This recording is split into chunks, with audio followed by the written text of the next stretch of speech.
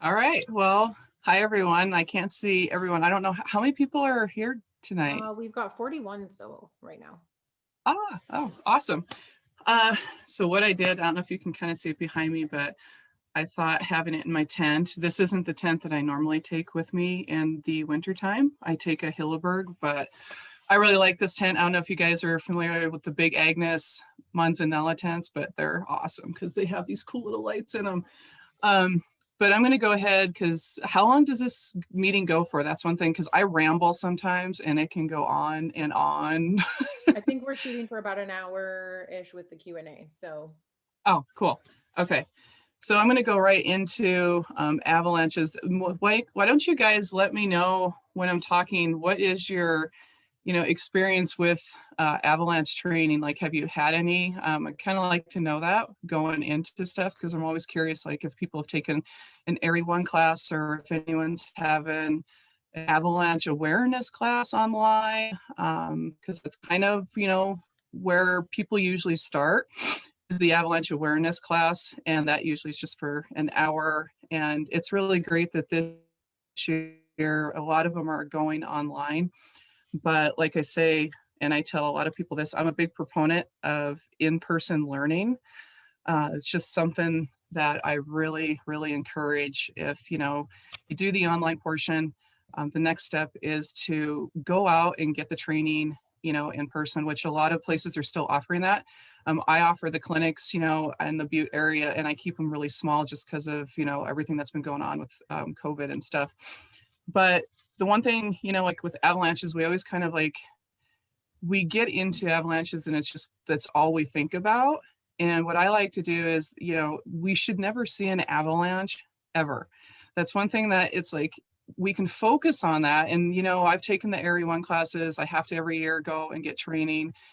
And the one thing that it's like, we all focus on that one word. And it's like, the one thing that I want to say is, I'm really big on the human factor. Who here knows what the human factor is? And just go ahead in the comments and let me know that, because I don't know if anyone here has a pen and paper, but I am going to have you guys write some stuff down to take with you at the end of the class. So, we'll give you a little bit of time too if you want to grab something, because it's a really important part that I want to cover tonight, especially with the avalanche stuff. And as far as choosing your backcountry partners, they're it's hugely important. I feel like, the first thing we're going to go over is what is an avalanche. And basically all it is snow just moving down a mountain. It's nothing, but that. It catches debris every once in a while. And you have just 3 points. It's your starting zone.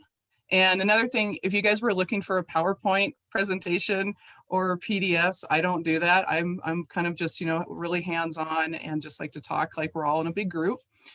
But for avalanches, you've got your starting zone. And I'm sure you guys have seen when you see an avalanche or avalanche photos, you see that start. It's where it finally drops. And so what happens is it has a start, which is the trigger. And then it's called a track. And that's where an avalanche basically just goes down the mountainside. And you've seen it even when you've been driving around. And I'm sure you've seen it like when you've been out in the backcountry, you just have these big funnels. And then you have your debris field, and that's where everyone always gets caught, is in the debris field. And it's just these big huge boulders and chunks of snow. And it's pretty basic, but snow is actually one of the things that is the most fascinating and the least understood. I don't know if you guys knew that or not, but a lot of people don't really know about it. Even professionals have a really hard time deciphering what avalanches really do out there. And every year it changes. And with that, the first thing I like to go over is your snowpack. I always say, everyone, have you ever heard the expression, know before you go? I always say, know your snow before you go.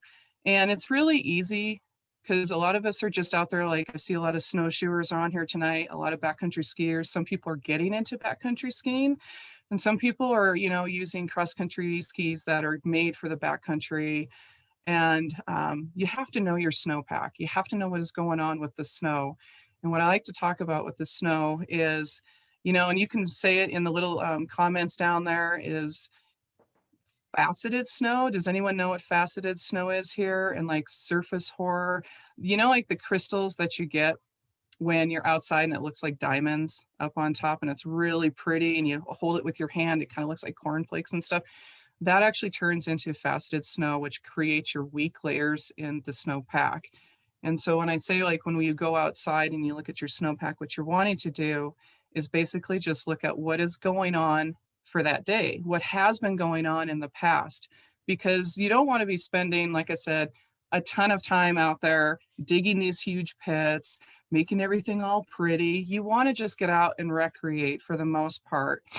And, so what I do is called, I go out there and what I'm doing is I look at the forecast before I go out for the day. I'm kind of a weather geek, so I'm always looking at forecast way back. I'm talking like sometimes 7 days, 14 days. And the reason why I'm doing that is I'm seeing what has been happening. Whether snow, have we gotten any snow? Have we been getting rain? Here in Montana, there's some people here from Montana. I'm sure you guys know that we've had a really weird snowpack this year.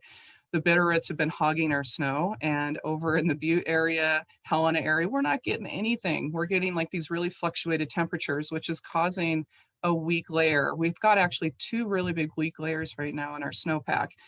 And the first one is actually we had a big storm back in November and it's still hanging on. So that's why I say you have to look at your forecast from this goes back months, because what's happening right now is when we go out there, our snowpack, we've got like about a foot of really bad weak layer in there, and it's persistent. It's called a persistent weak layer.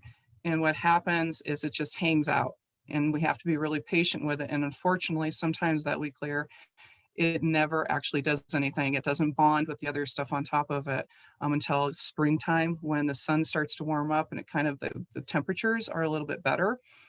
But so what we want to do is, like here in Montana and stuff, and I'm sure in Washington you have the same thing, up in Canada, it's all over the map is different, what you're going to get with your snowpack. But look at the forecast and go on your local websites. NWAC, if any of you are in Washington right now, the Northwest Avalanche Center is amazing. They have a great forecast. Here in Montana, it's the Flathead Avalanche Center, or you can go onto the Gallatin Avalanche Center and check out what is going on. Those guys are out there every single day and they're making sure that, you guys are being safe. And they'll have what is called, if you guys have seen it, you can also put in the little comments, but it's called the forecast for the day, and it can be high, considerable, and usually avalanche forecast, and it goes to considerable. Sometimes it's low, and it doesn't mean you can't go out on a high avalanche danger day. You just have to make the proper decisions, and that's what I'm going to go over, because they call me like the safety person when I go out, because I'm always making sure everyone is being safe in the backcountry when I go out with people. And this is the reason why. And so back to with the snowpack. So say you got your forecast for the day and your forecast was saying that it's been snowing off and on. And we'll kind of go over what's been happening here in Montana. Here in Montana, we've had 40-degree days, and then it's been dropping down to about 20s, and then it goes to 30s. It's just been all over the place. And then it's been freezing, and then we had rain on top of it. And that's what's creating this 2-inch crust in between the weak layers out there. And if you guys have a chance, go out and just play with the snow. Go out there and dig around, see what's actually going on in your snowpack. And it doesn't, just go out there in your backyard if you've got enough snow and see what's going on. You'll definitely see layers in there, which is really kind of cool. But what you want to do is you get the forecast. You're like, okay, it's a good day to go out. The next thing you're going to want to do is make sure you have your gear. And we're going to go over the gear here, because that's the next step before you actually head out the door, is making sure everyone in your party has the proper gear. And the thing that I like is I like the BCA trackers. Who here has one of these? You can just put down there if you do have that. But I love these things. And the reason why I like this beacon is because it's super simple. And that's kind of me in the backcountry, is super simple. I don't like a lot of electronics and stuff hanging off of me and stuff I don't know how to use. There's other beacons out there, and there's Ortovox, there's these Mammut ones, but I find that some of them are really complicated and have a lot going on. And honestly, when you're out there and if something happens, what you want is to be able to use this thing very simple. You don't want to have to be sitting there and like wondering how to use this. So that's why, I mean, in the BCA, it's tried and true. And it literally, all it has is an on off button. And then what's really cool about this one, and I'm not sure if other ones have this, they might actually have it, but if it's in the off position, you cannot physically touch the search. It will not go down, which means big no, you should have it on, but if you don't, you will know that because this search will not actually do anything. But with the beacons, the one thing I'm noticing, I have to let you guys know this, is I'm seeing a lot of this on Instagram and I'm seeing a lot of this on Facebook, is a lot of people are using their beacons. They have, because it comes in a holder, and they're putting this on the outside of something. And and it's actually professionals that are doing this. And do not do that. Your beacon has to be under a piece of clothing. And I know in the springtime, it's hard to do because you get really warm and you don't want to do that. But make sure, it's under something, because what can happen is if you use this and put it on the outside of yourself and you get caught in an avalanche, what's going to happen is this could actually rip off of you. And does anyone know how they've, like, miles per hour they have clocked an avalanche at? Anyone? I don't know if I can see the chat comments or not. I might not be able to. I have like 60.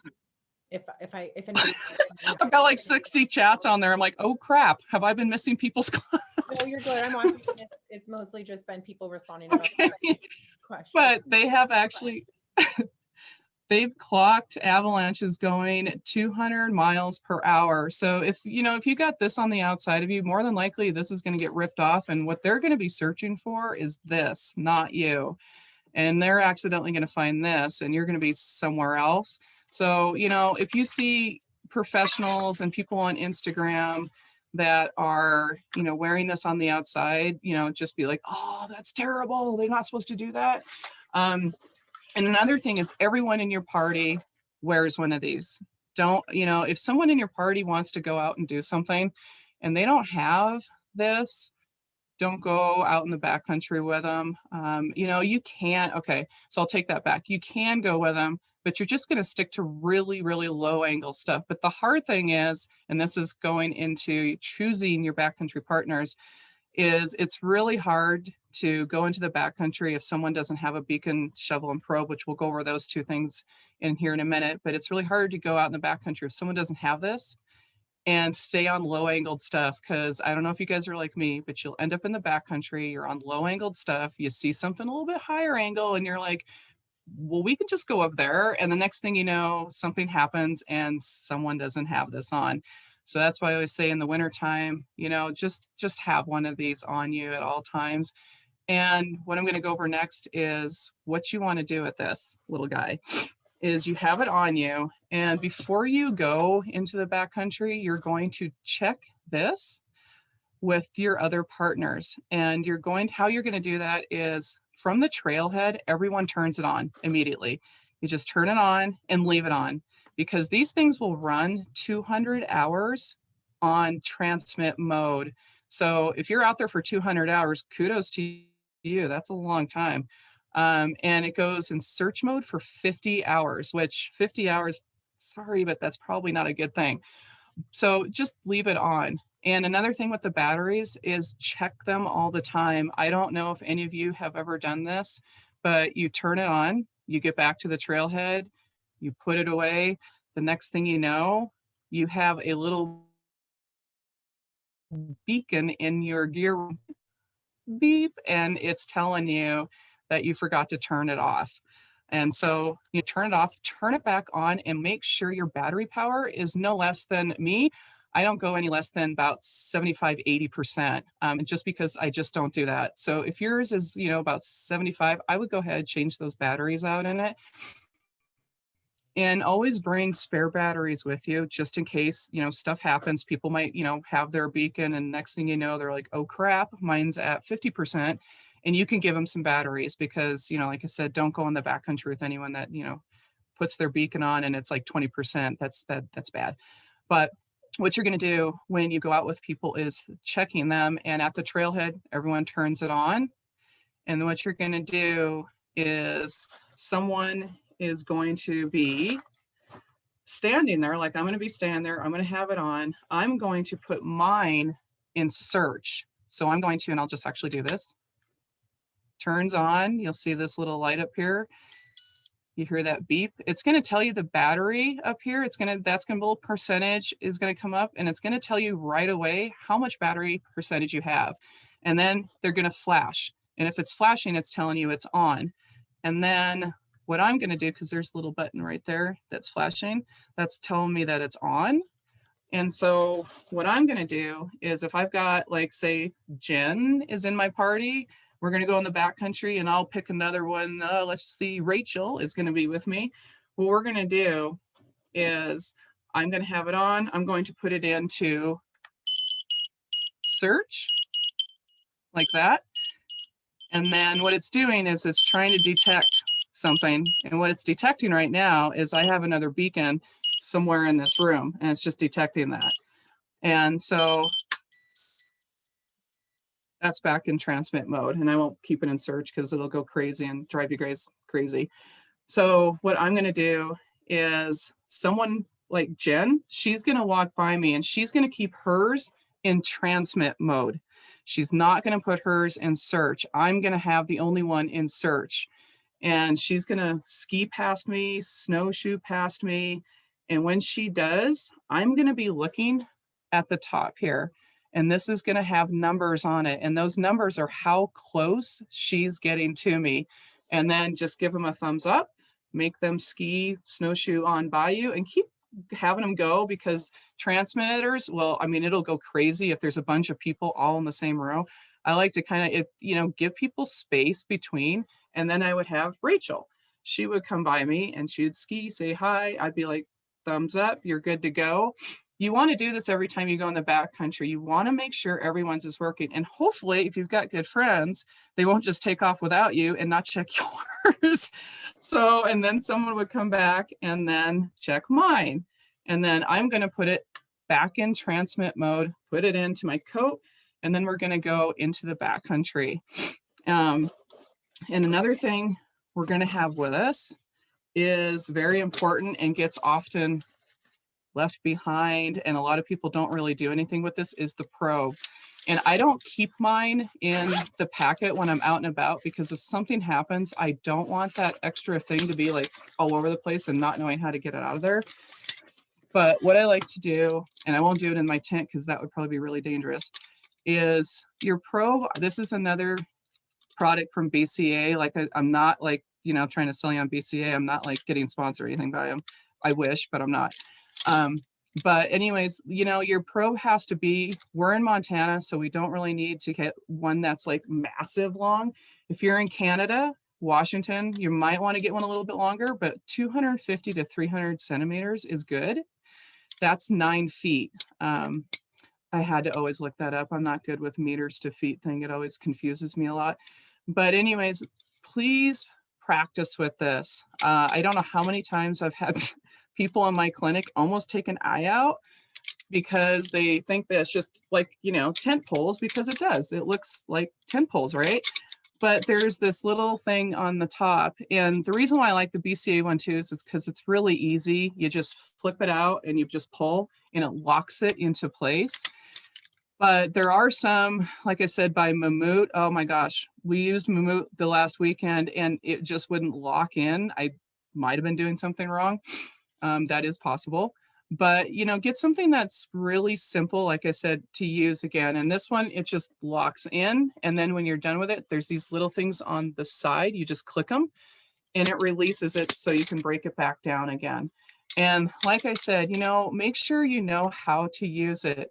Engage this a lot. Go out in your backyard, you know, get far away from other people just in case, because these things are lethal little weapons. And if you're flipping them around, it can get a little scary.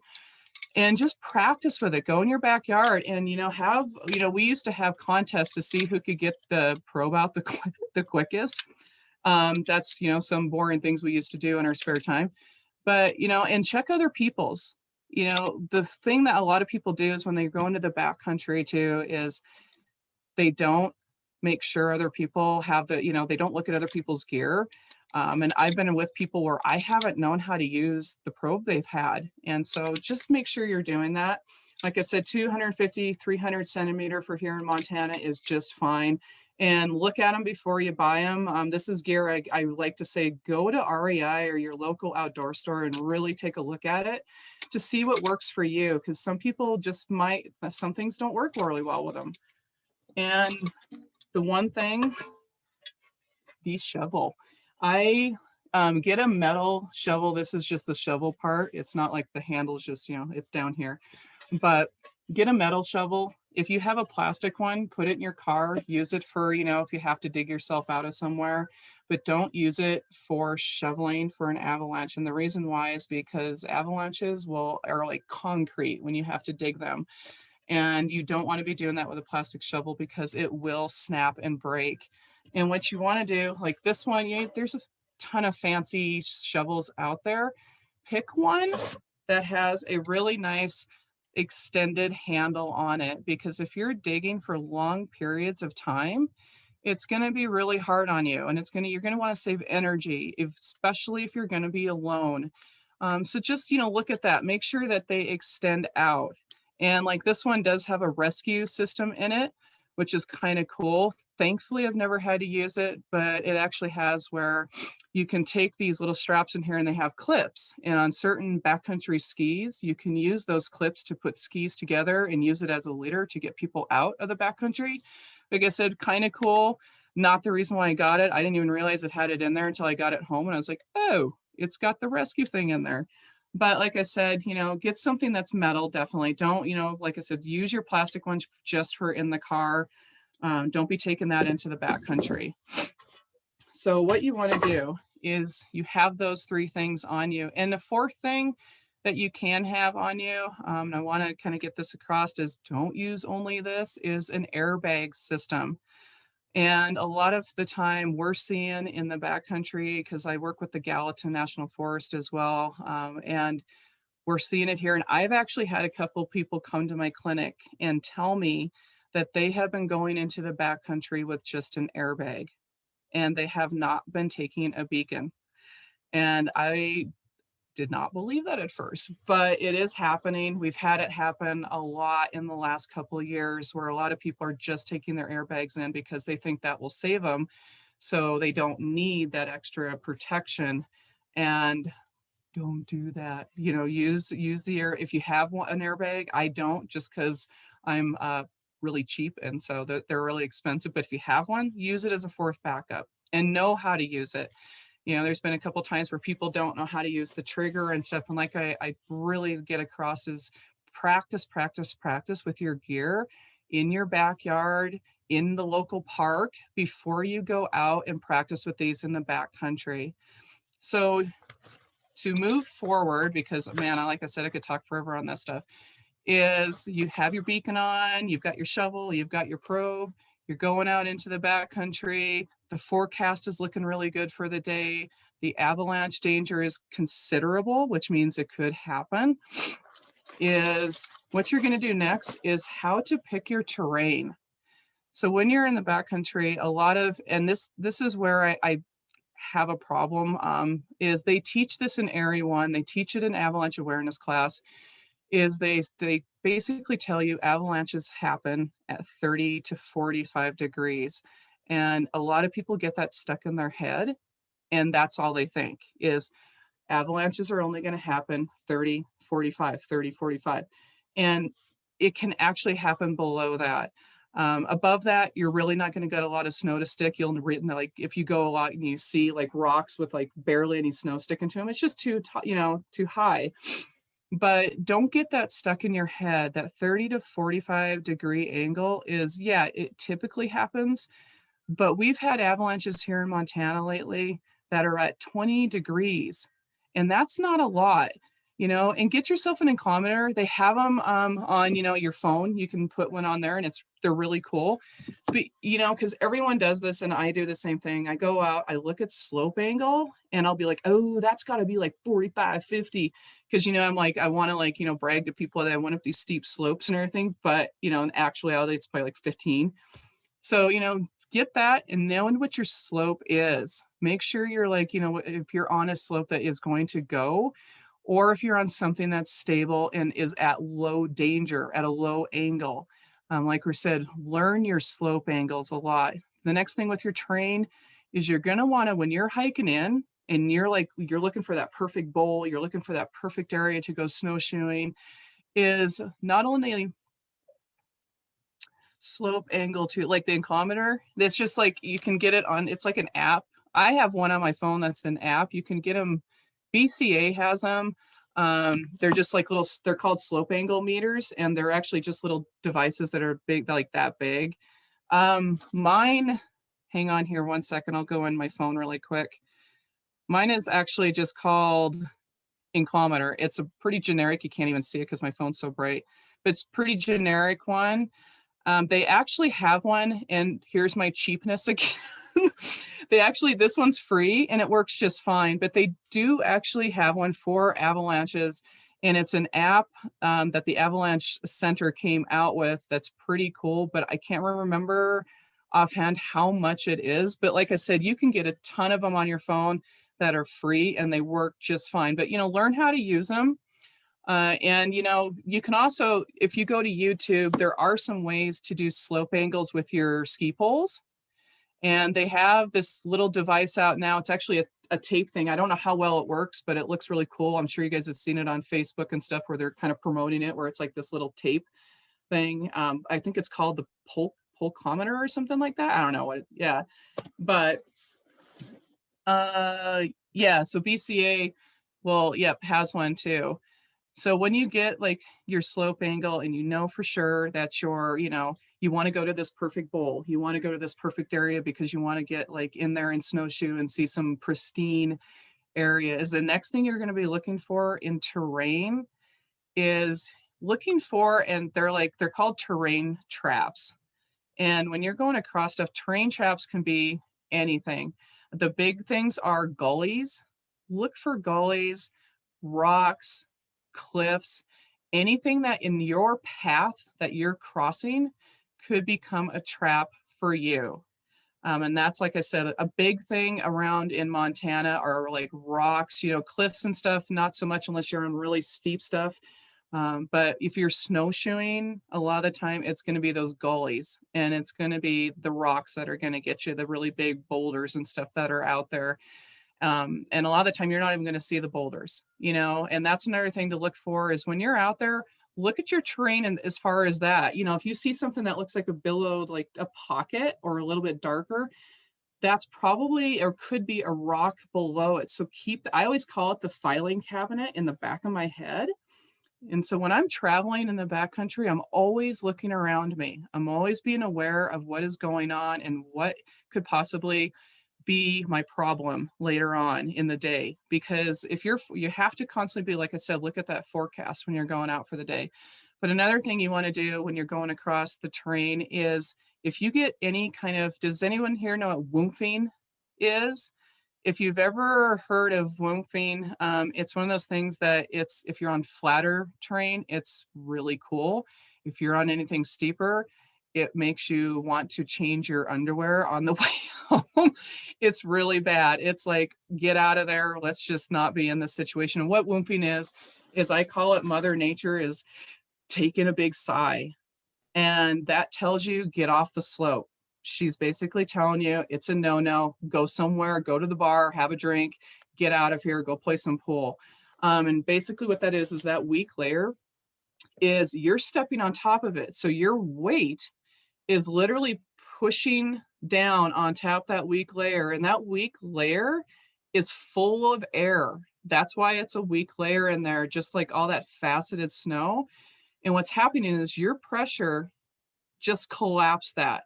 And what happens is it makes a whoomph sound. And when it makes that whoomphing sound, it pushes out all that air to the sides. And a lot of the time you'll actually see, and it's, like I said, on lower angle slope, it's pretty cool to see. Yeah, exactly. It's like a hollow, it's the hollow sound. It's like that. It's because there's all that air in there that's just waiting to go and shift. And so when you get on top of it, you know, you'll see actually below, you'll see trees around you shaking. And that's because what's happening is you're releasing that air and it's sinking. And when it sinks, it's not like it just sinks on top of each other. It actually sinks and slides to the side. And that's when you have your problem. And that's when I say, if you ever hear woofing, just back off the slope. Some people will ask me, well, what do I do? Do I just go forward or do I, and I'm like, never ever go forward if you hear that. Just retreat off that slope and back away, go somewhere at another low angle. Another thing that you want to look for in your terrain when you're hiking across, snowshoeing, skiing is shooting cracks. If you get shooting cracks, and shooting cracks are basically just that, they're just shooting cracks. And what happens is you'll be snowshoeing along, and I'm sure some of you have seen this. We saw it yesterday when we were out, is you'll be going along just fine, and all of a sudden in front of you, you'll actually hear the woof, and then a crack will just, I mean, it's cool, like a snake. It'll just come out in front of you and shoot to the sides. And what's that is telling you is you have a very unstable pack right on the top of the layer as well. And so if you get woofing and you have shooting cracks as well, that is like, I mean, it's like, you know, how many more warnings, warning signs can you have before it's like, okay, this is it, we're done for the day. So those are things, you know, woofing, shooting cracks. If you, and one thing you can also do, we'll kind of go over, you know, digging pits and stuff too, is when you're going along in your terrain, I like to pick up the snow with your hand. You know, like you don't, like I said, you don't need to be digging these massive pits, you know, because who wants to sit there all day long? And you're probably going to actually really tick your partners off if you're there, like, you know, making these really cool pits. You can do hasty pits. And what I like to do is I actually will be hiking along and I dip down and pick up the snow and just kind of dig around in it and see what's going on. And I look at it and then I'll like ski on a little bit, pick up some more snow, see what's going on in there. And another thing I do when I'm skiing along is, yep, I will definitely go over wind slabs. And so what I usually do when I'm going along is you can take your ski pole and just push it down into the ground. And what you can do is, I don't know if anyone has ever done that when they're skiing along. And so I just ski along and I actually just punch it down. And you can actually feel those layers when you're going through the snowpack. So I don't know if anyone's done that, but that's a really easy way to kind of just, you know, get a like feel for what your terrain is, what's going on with the snowpack when you're going across it. And you'll feel like that hard crust in there, and then you'll punch all the way through down into the like the really sugary snow. So if you're feeling that, and what I do is I just kind of lift my snow, like my ski pole up a little bit, and I'll take a look at what's going on. Sometimes it's really cool because you can get it to layer onto your ski pole.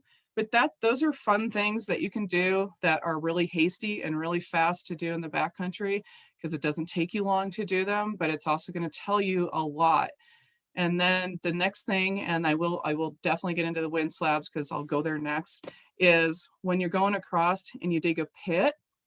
And there's a lot of YouTube videos on how to dig snow pits. A lot of the avalanche centers, forecast centers have them. Is you can dig a big pit or a hasty pit. The hasty pit is definitely using your shovel, and you want to dig down as far as those weak layers. If you don't dig down as far as the weak layers, it's going to tell you absolutely nothing. So what I do is I usually just take, for a hasty pit, I take the size of usually my shovel and I just put it right on top of the snow and make an outline of my shovel, and then I dig down. And you're going to be digging down and making a column. But what you want to do with that column is you're going to have to make it so it's actually independent and it's not on the back or sides. So you're going to have to take the snow away on either side, and you're going to have to take the snow away off the back, because if you don't, you're not going to get a reading and it's going to be worthless. You're going to have to start all over again. And I get asked, well, how do I do the back if I don't have anything? Because some people will use cord and they just use it like a saw and go down the back with 2 probes. But what if you don't have 2 probes and you don't want to take all that time? You can actually just use your shovel to go down the back of it. But what you want to do is practice doing that with your shovel. Like I said, you can just actually take cord and tie knots in a cord about every 4 inches or so, and it will actually create a saw to go back and forth on that back end. But if you use your shovel, like I said, practice, practice, practice, because you don't want it shoveling in and, you know, digging, because then you just ruined your snow pit and then you got to start all over again. But, and what I do, you have that column. It's nice and pretty looking. Next thing you want to do is take your hand and just go down it. You know, it doesn't need to be like these intricate little things you're doing. Just go down it. You don't need to get out like in area one, they tell you, get out the credit card, make sure you got everything. You can, but it's just adding more time onto what your day's already doing.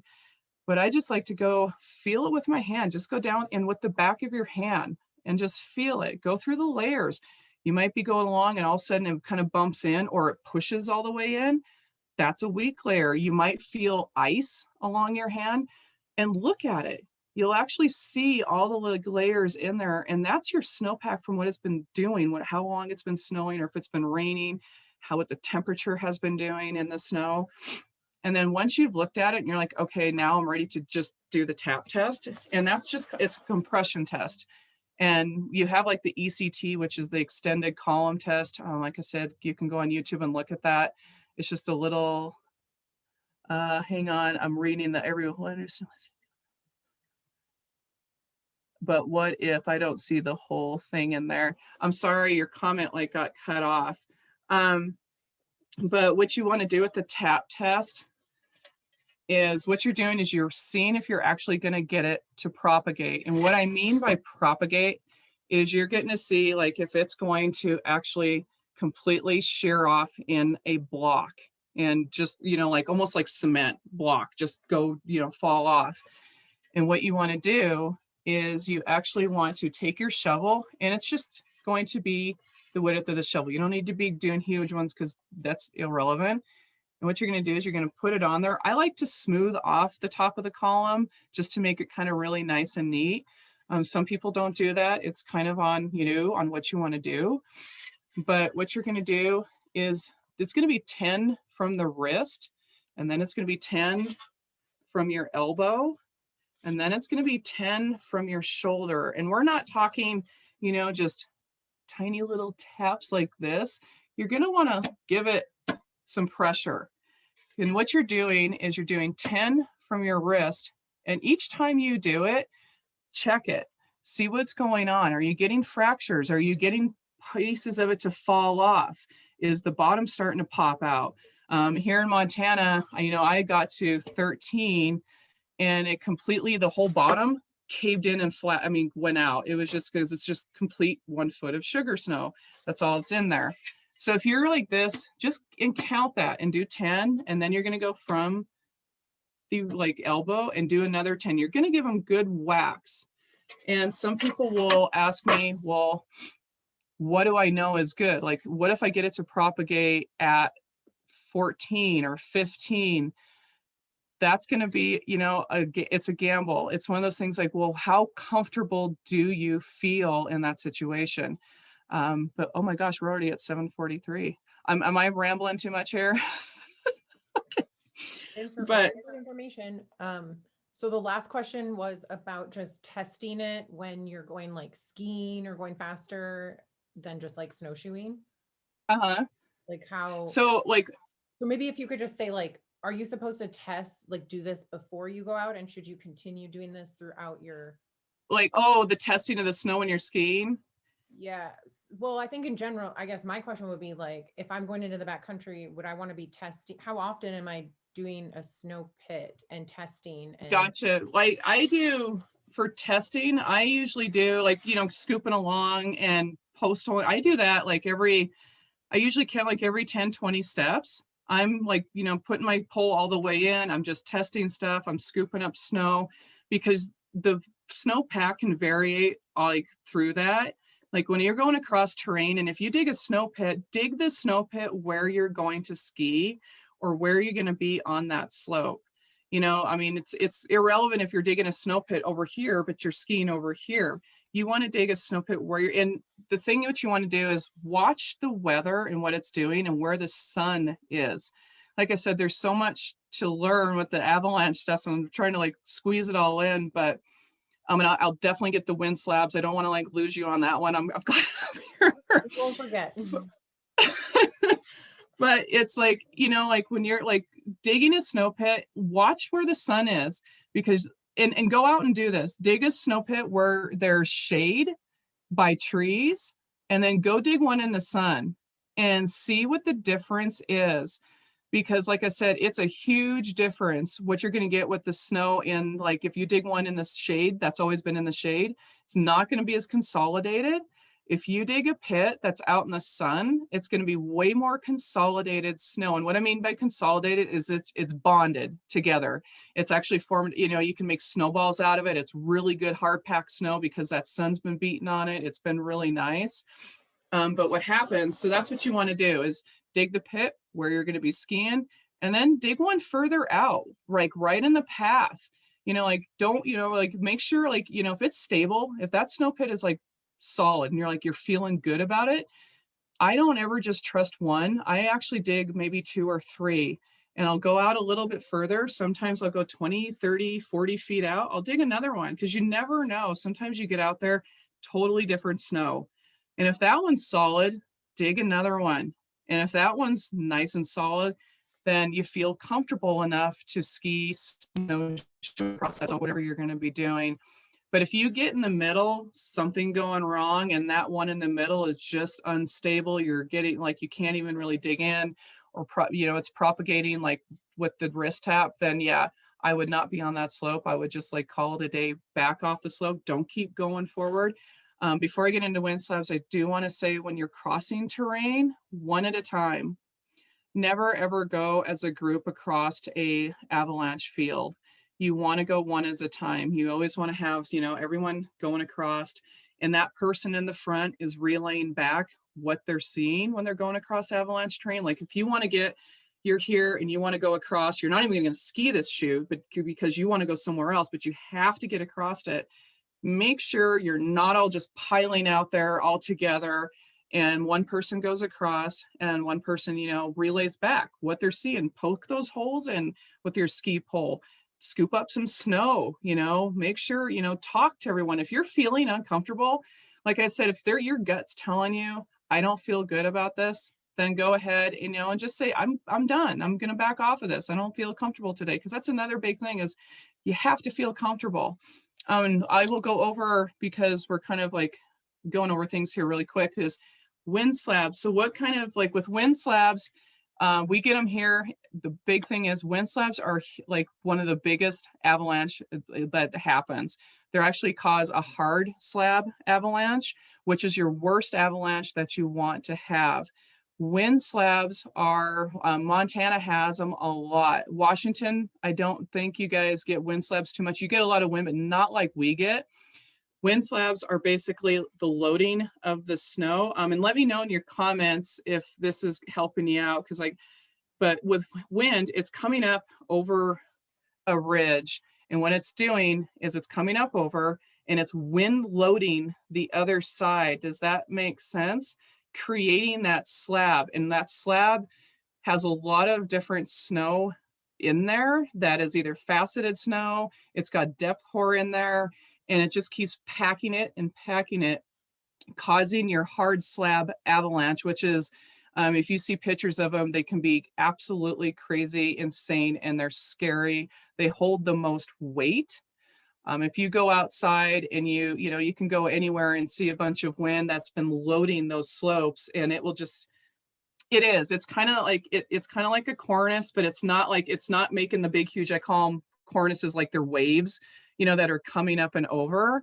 Because that's another thing you want to watch out for when you're on avalanche terrain is if you're in, and I love cornices, I think they're absolutely beautiful, but do not, you know, be skiing below them, because especially in the wintertime, they get wind loaded and they can crack and they can fall off. And that's a trigger for an avalanche to happen. Another thing is, you know, like with like wind loaded slopes and stuff like that, is it's a constant pressure, and it's just the constant, the wind's just coming across, and it's coming across that ridge, and it's just building and building and building that snow on that other side, which eventually can create a cornice, but it will actually just keep going down into those pockets right below that ridge, and eventually it's going to give. A lot of the time wind loaded like this, I hope that helped with the wind slabs, but that's, you kind of got to watch out for those. I don't, I meant once you cleaned up and everybody just, okay. Well, but let me know if the wind loaded the wind slab, because I don't want to, not have that in there.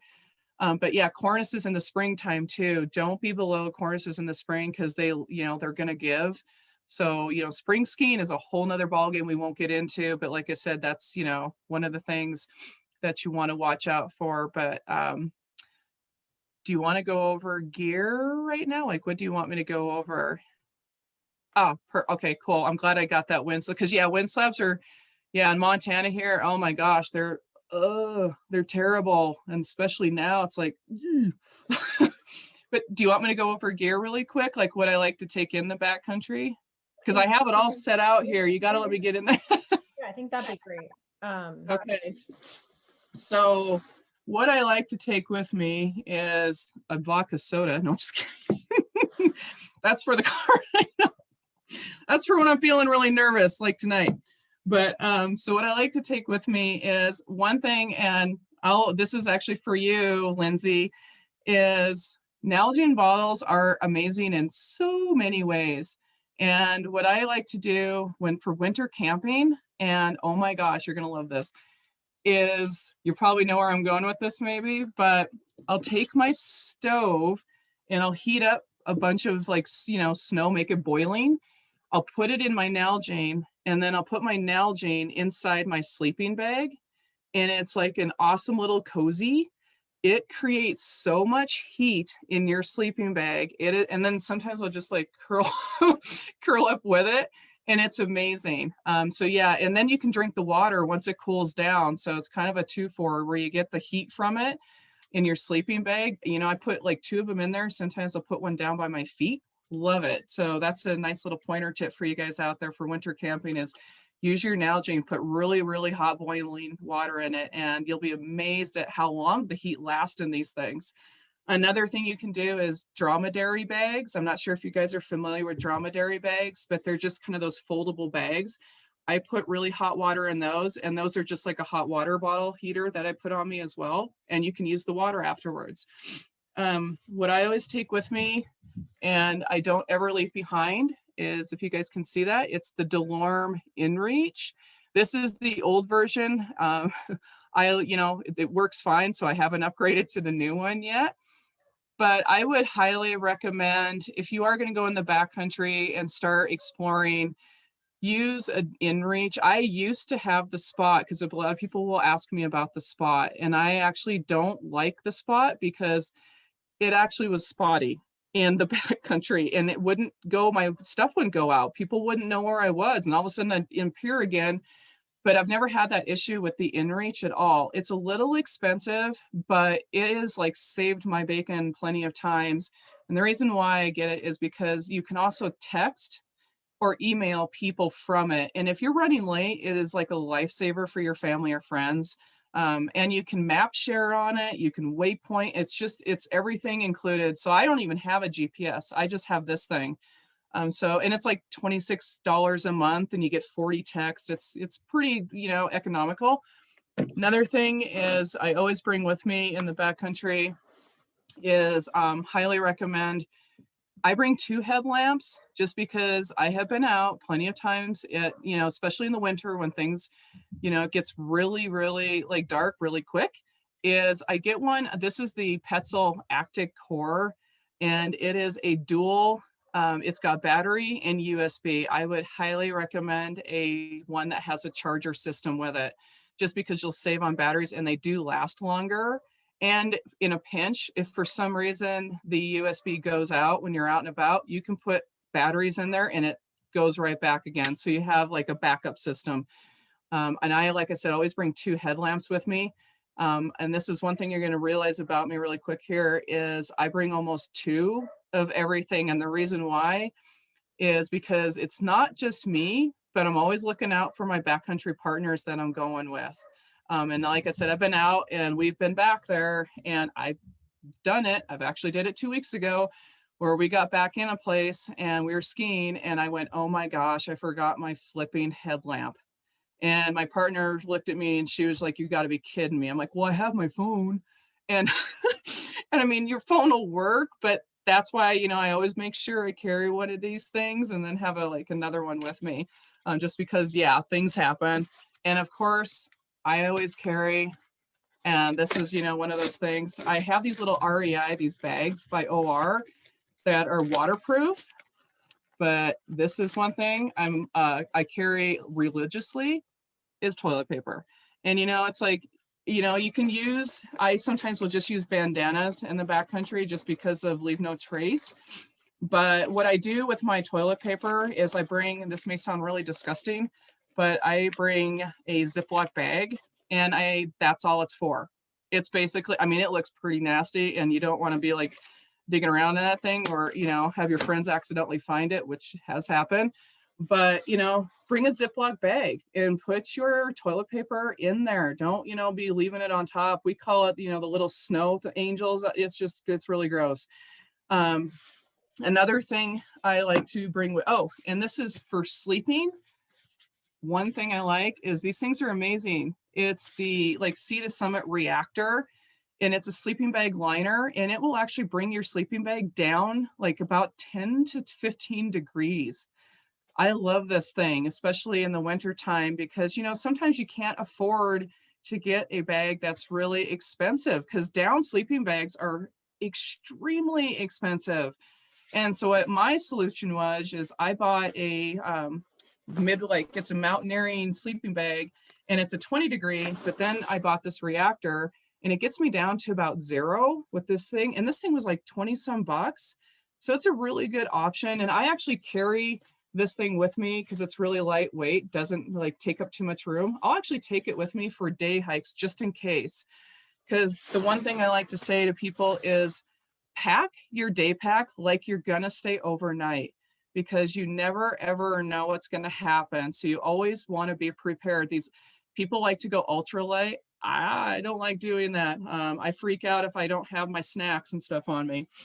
Another thing is I'm gonna like anyone out there with backcountry ski boots and have had serious foot issues, you're gonna love this.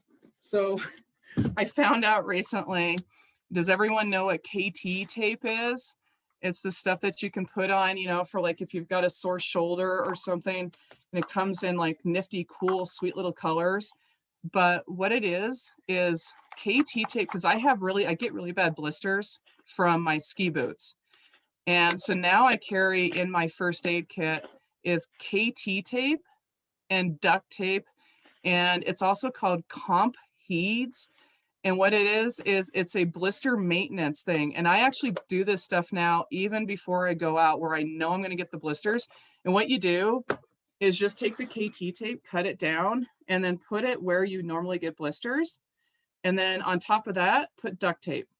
And duct tape will prevent the friction. And I swear it works like a charm. You will never get blisters again. It is amazing stuff. So I always just clip a bunch and then bring it with me in my first aid kit. My first aid kit is an old rock climbing shoe bag. And it's like got everything under the sun in it, you know. And like I said, you know, everyone knows about the 10 essentials, but pick and choose what you know you're going to use in the backcountry. But always have a first aid kit on you, and go through it. If you get one of these, don't just throw it in your pack and then leave it, because then when you need it, you have no idea what's in there. So just kind of go through your first aid kit and check it every year for like medications, aspirin and stuff, to see if it's gone bad or gotten water in it, and replace it. But like I said, my kit, you know, my first aid kit has a ton of different stuff in it. It has ibuprofen in there. It's got a lot of blister care in there, tape for certain things. I mean, it's got the little, you know, blood clotting stuff in there. And just, you know, like make sure, you know, you have it, just because like in a group, you never know who's going to need what. Another thing is I always carry 3 sets of gloves with me. I have a really thick pair, and then I carry like a thin liner with me. And then I'll carry like a mid layer. So I've got like a system in case it gets super cold. Most of the time I don't need the big thick ones unless it's like negative temperatures. And then, you know, I carry 2 hats. Like I said, you'll get a theme here going on. It's like 2 of everything. And my Gore-Tex, and this is the funny thing, is I hardly ever wear the Gore-Tex because it doesn't breathe.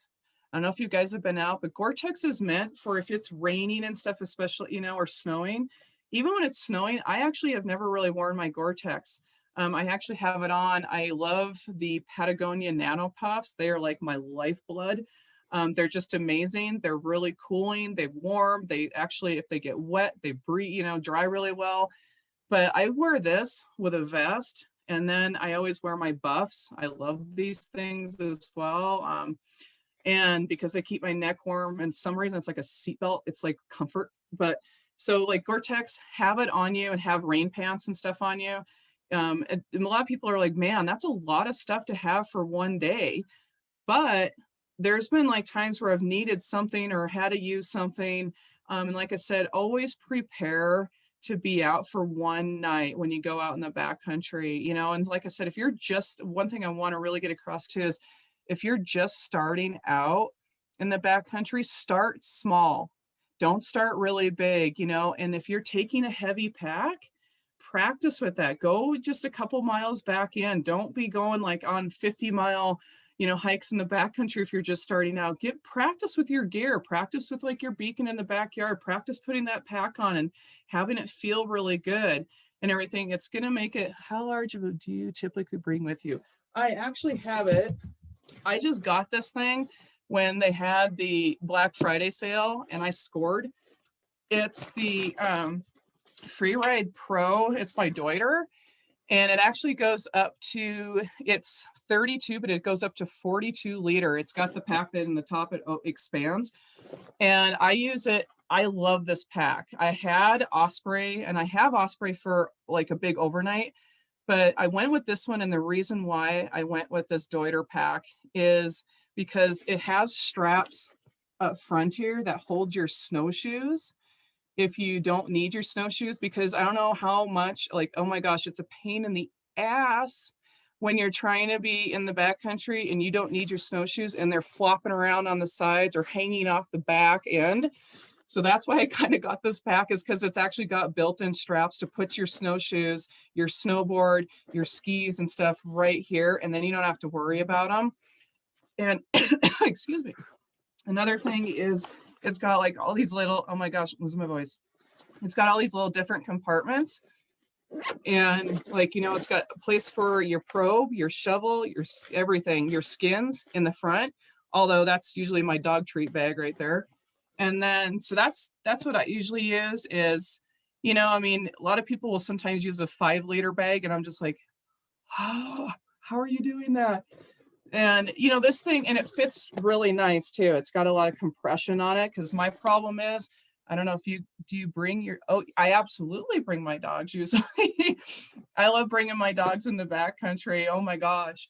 They're like my life. They're my little kids. And they just entertain me back there because, oh my, you know, dogs in snow.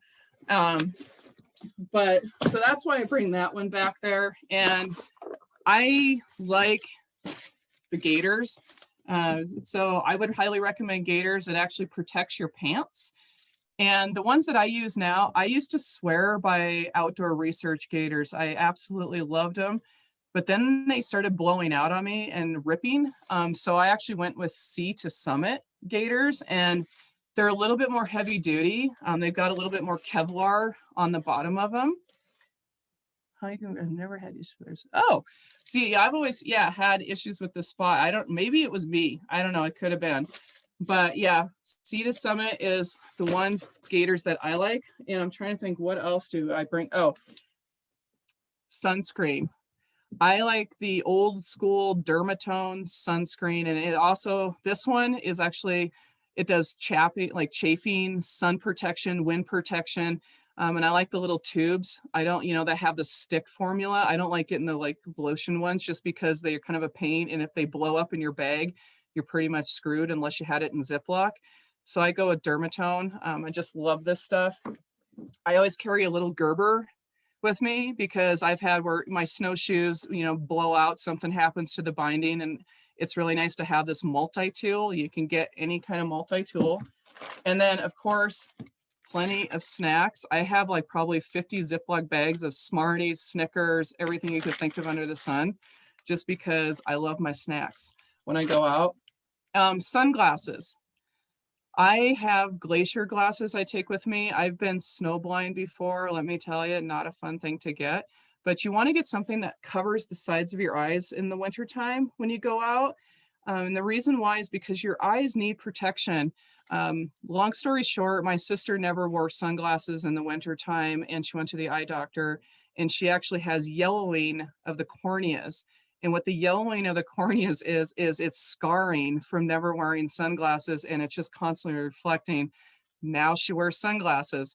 So definitely get your pair of good sunglasses for the winter time. The cool aviator ones, they look cool, but they're not going to do much for you out there. It's just going to be constantly going up into your eyes and really harming your eyes. And if you can't afford, because these are kind of expensive, and if you can't afford them, what I do is I go to Home Depot and stuff, and I will actually get these safety glasses.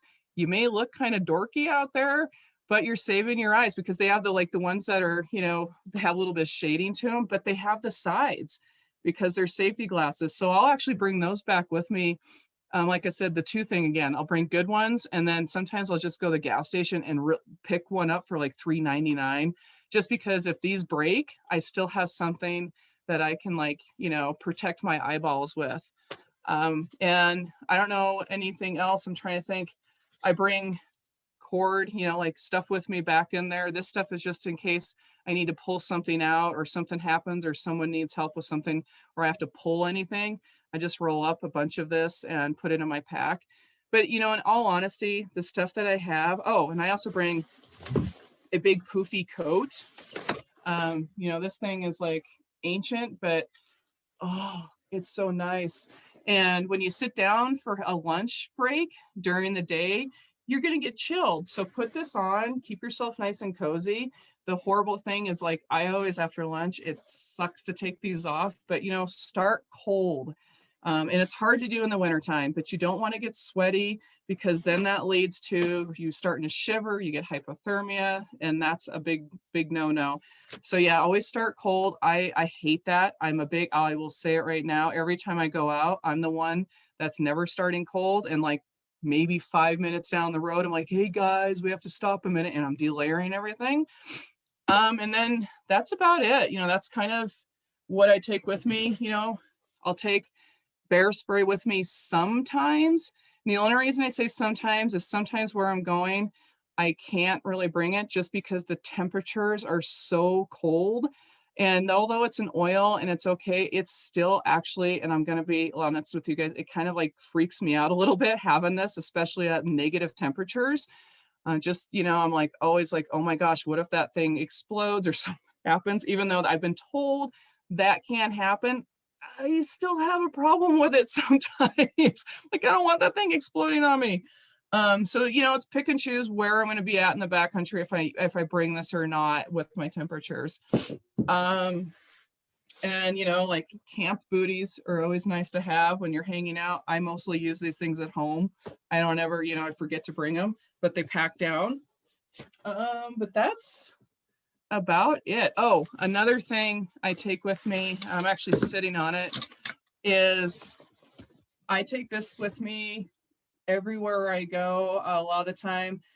And it's just because this thing is awesome. They have those, those smaller ones now that break down. You can actually, really cool tip is you can take a big one and for the same price is one of those ones that's small, just cut the big one in half. And then you have 2 seats. That's what I've done. I've actually just taken one of these things and cut it down in 2 seats for wintertime. And it helps you just, get off the snow when you have to sit down for a minute. Or if something happens, especially if unfortunately you do have someone in an avalanche, that's a, I'll let that, know that right now is if you have someone that, you dig out of an avalanche, get them off the snow and get them onto a pad or your coats or something, because hypothermia is going to set in immediately, and shock. So if something does happen, these things are essential to have with you, just because it's going to keep them off the snow. It's going to keep them warm, and you can actually wrap it around them, put, cartilage around them, and you can pull them out in a pinch if something, if you need to. But I think that is it. I know I have random stuff. Every once in a while I'll take my stove with me if I'm like, feeling like I can carry extra weight. But yeah, it's just a Thermarest, mat is what it is. Yeah, it's just basically they're the most generic one that Thermarest makes. They have, I think, the long, and I got the long just because I like to, spread out and stuff. And I do have a couple for my dogs. I will admit, I bring these with for my dogs too, because I'm like, my dogs need something. But yeah, I can't think of anything else. But like I said, is it inflatable? This one is not. This one is just, if you can see it, it's like an accordion, and it just kind of folds up like an accordion. Can you see that? Yeah, it just kind of folds up. But, I'll bring an insulated pad sometimes, but, if I'm just going out and I'm like, well, I might stay the night, something might happen, I just bring this thing just because it's super lightweight and I can do so much with it, and it's not really adding a lot of weight onto my pack. I do have an inflatable one by Nemo, and I got the one that's insulated by Nemo. They have different, like, various inches that you can get.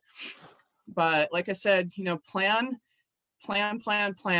for, spending one night out at least. And fire starter stuff, you can actually use cotton balls with Vaseline and just put them in a Ziploc and bring a Zippo lighter with you, and try this at home, not in your house. Go outside in your backyard and take some cotton balls on Vaseline and light it. It's like instantly.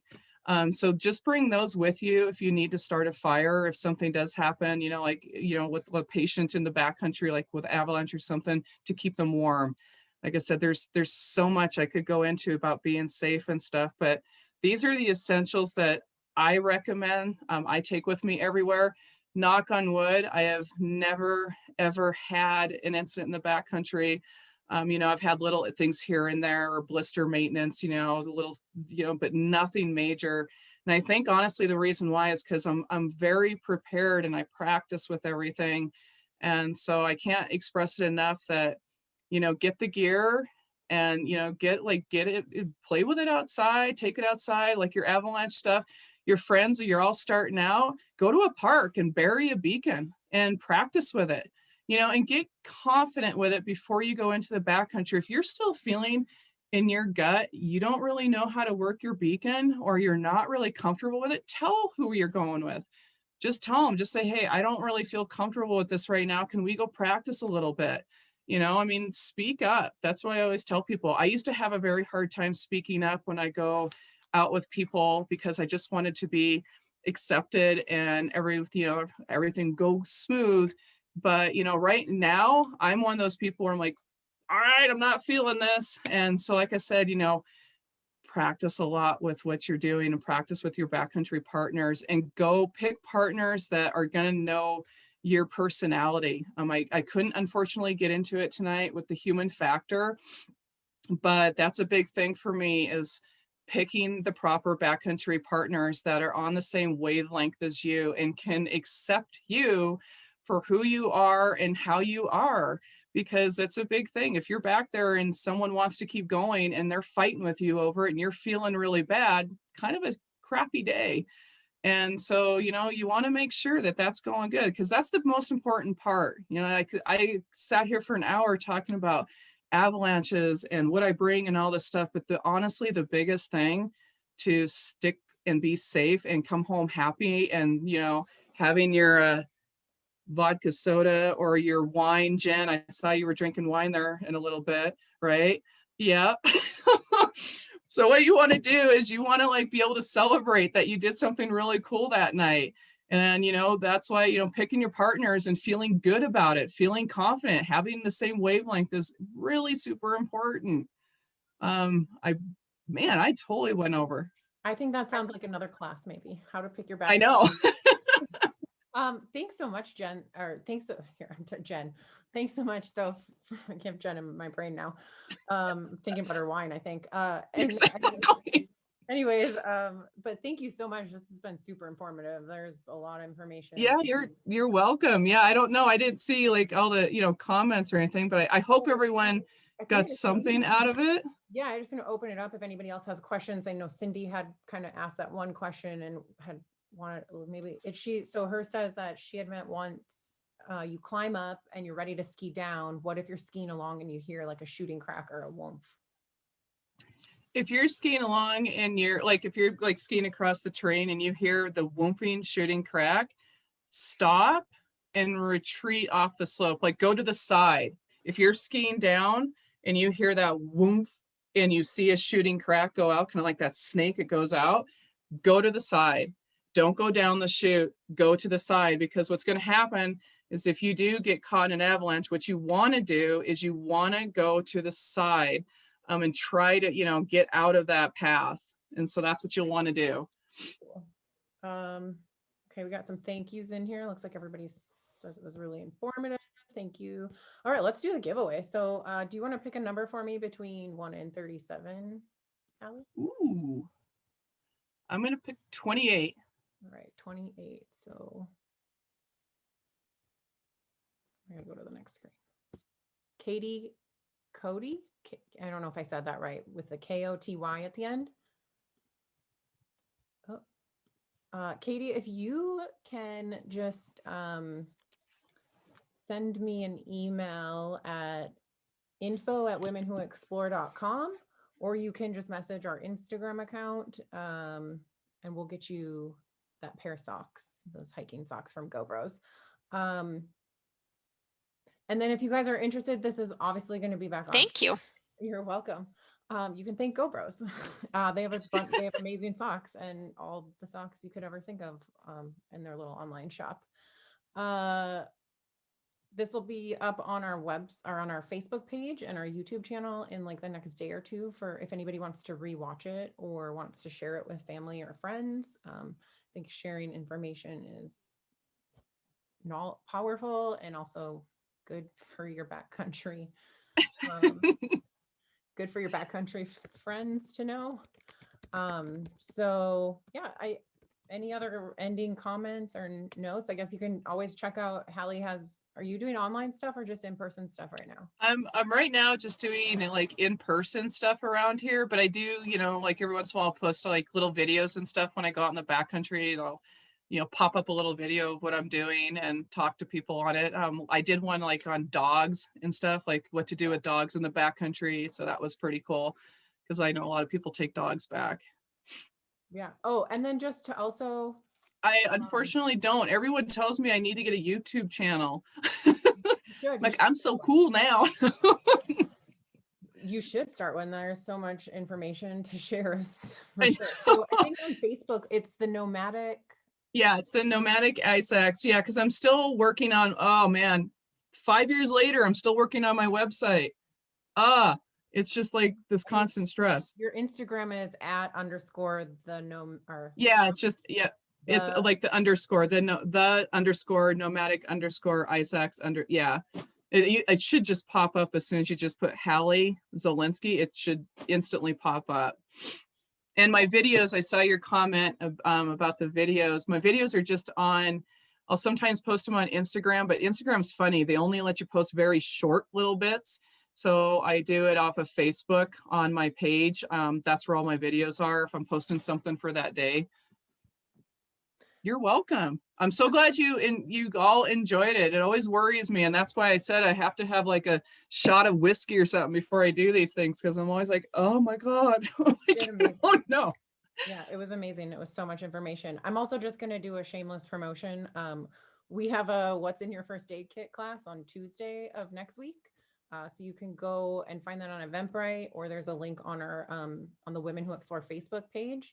And then the following week, or no, 2 weeks after that, we're doing a winter wildlife class, which is touching on just wolves, foxes, and coyotes, and what you would do if you encountered them. So we'll have more classes to come too. We're just kind of always adding new ones. You can just check that stuff out on our Facebook page. And like I said, this will be available for viewing later on. So thanks for everybody for joining us tonight. And thanks to Haley.